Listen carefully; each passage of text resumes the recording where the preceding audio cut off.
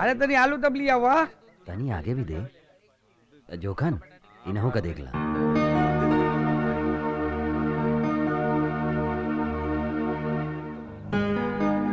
कहा धर्म खाद का है नहीं खा?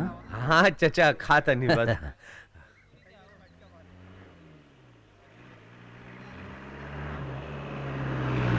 बहुत बढ़िया बनल बा हो। हाँ हाँ भाई जी आई नमस्ते स्वागत बा। अच्छा तबीर आ गई। हाँ भाई जी आप अपना लड़का के बड़ा अच्छा तालीम देले बानी। इनकरा में जात पात ऊंच नीच के कौनो भेदभाव नहीं खे। आई आई आई रोक दी भैया रोक दी। ली मालिक इला ये हमरा तरफ से श्रद्धा बिटिया के जन्मदिन के तोहफा बा। अच्छा अच्छा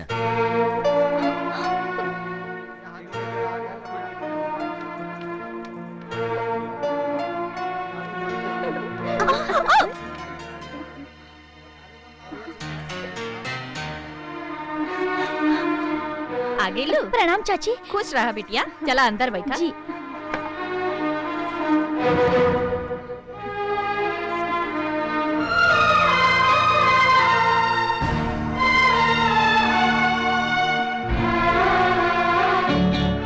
अरे रसगुल्ला हम ले जाते हैं।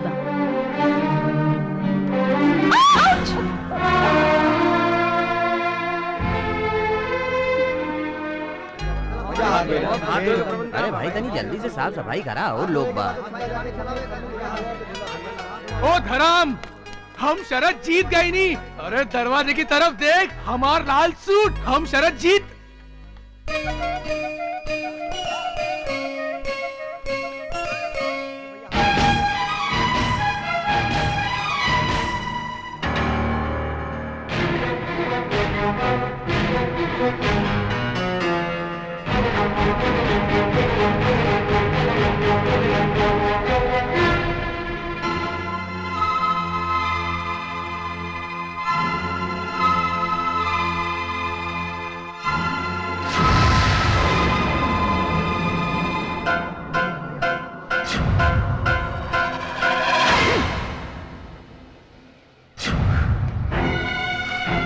वीर रुका वीर वीर धर्म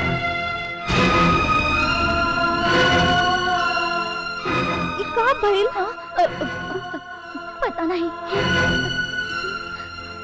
वीर ए वीर ए वीर का भइल रे? काहे तू खिसिया गई? धर्म हट जा हमरे रास्ते से हट जा। ए अरे का बात करे ताड़े तू?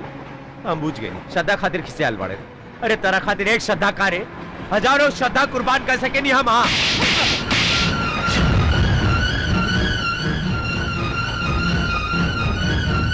जज्बात के पर्दा में अपन गद्दारी छुपावे के नाटक ना करा गद्दार।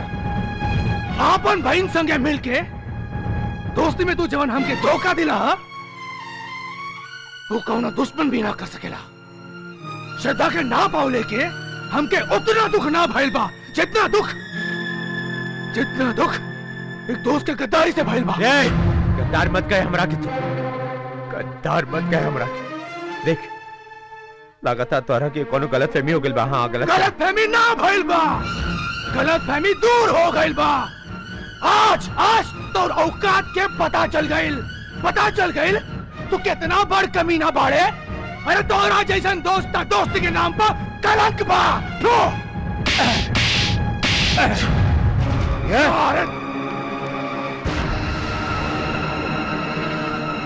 कमीना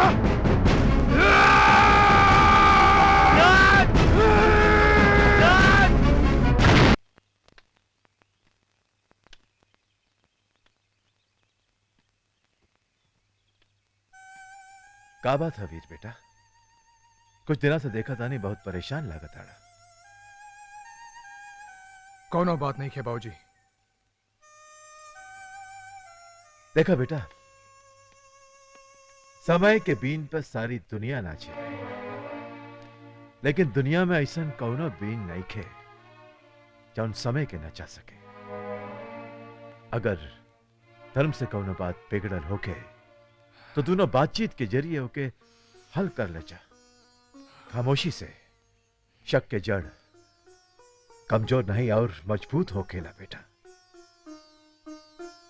बाबूजी, ये हमार और धर्म के आपसी मामला बा। रवा परेशान ना होई, हमनी के समझ ले जाई। ठीक है बेटा, जैसा तो हर मर्जी।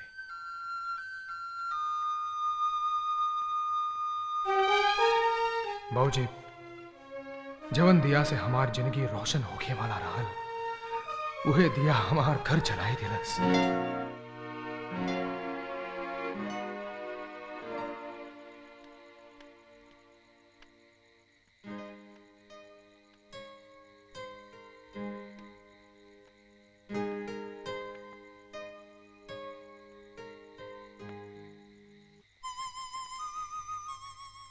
बबुआ, आज हम जानल चाहतानी कि जौने दोस्ती के तार दुनिया के कोनो ताकत से न टूट सकल, वो कौन ऐसी बात हवे जौन इतनी आसानी से तोड़ देलस।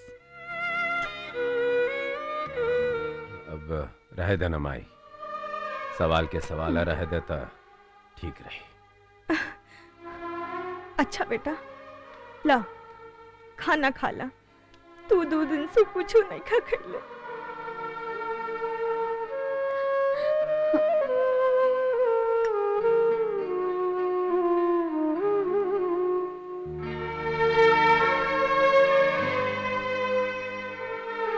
अरे धर्म, अरे यार, अरे कहाँ रहला तू? अरे का बात है?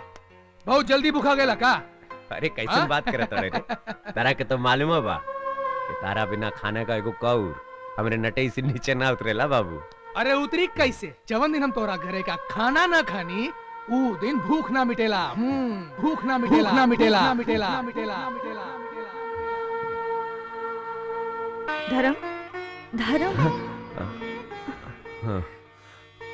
कहा सोच रहल बाड़ा बबुआ? इंतजार कैला से वीर ना आई।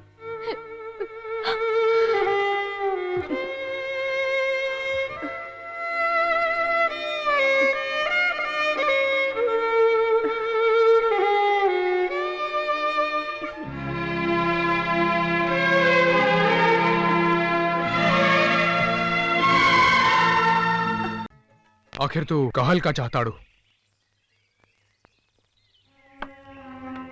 देख वीर, तोरा के बहुत बड़ा गलतफहमी भइल बा, ओही के हम दूर करे आइल बानी। धर्म तोहार एक बहुत अच्छा दोस्त गद्दार हूँ, शर्त के नाम पर हमसे धोखा कइले बा। शर्त के नाम पर ते रउआ लोग अपने आप के धोखा देत रहनी। एक जोड़ी कपड़ा पे केहू के प्यार के फैसला करे का अधिकार तोने लोग के देलस। देख वीर, जब तक तू हमरे दिल के दरवाजा पर दस्तक देता, हम अपने मन के मंदिर में धर्म का मूर्ति बसा ले रहनी। बस करा श्रद्धा, बस करा। काल तक हमके अपने दोस्ती में अंधा बनौले रहे, अब तो के अपने प्यार में अंधा बनौले लस। यही से तू ओकर यहाँ के वकालत करता रो। ऊ जहरीला सांप हमके तो डस लेलस, अब केहू और के ना डसे देव। हम ओकर फन कुचल देव, ओकर वजूद मिटा देव। धर्म के वजूद मिटाई बा तब प्रलय आ जाई। धर्म के साथ सच्चाई बा और धर्म के साथ श्रद्धा भी आ, और श्रद्धा के रहते केहू धर्म के बाल भी बांका न कर सकेला।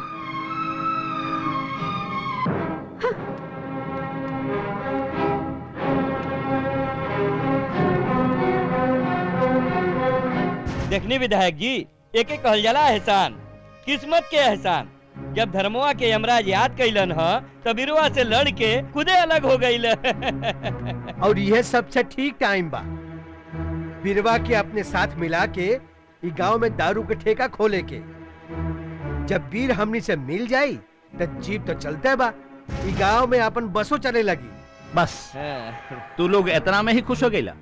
अरे हमरा के खुशी वही दिन मिली जौन दिन वीर के हाथे धर्मवा के और धर्मवा के हाथे वीर के मौत होखी। देखा, तू लोग पढ़ल लिखल बाड़ा जा, खुदा ही समझदार बाड़ा जा। आज तक हम तनी लोगन के मेहनत मजदूरी करके जिए की शिक्षा देते रहनी है। तोहन लोग के अंदर मेहनत के ज्वाला जगावे खातिर खुद एक जमींदार का लड़का होके रिक्शा चलाव नहीं और ओकर परिणाम का भइल हम जानता नहीं। धर्म हमरा दोस्ती के गला गद्दारी के छुरी से रेत दिलस। देखा भाई लोग, तू लोग हमरा तरफ से अपना अपना ढंग से जिंदगी जिए खातिर आजाद बाड़ा जा, आजाद बाड़ा जा। हमके वीर भैया के बात में सच्चाई लगाता लाखन। बिना आग लगले धुआं ना उठेला। ठीक।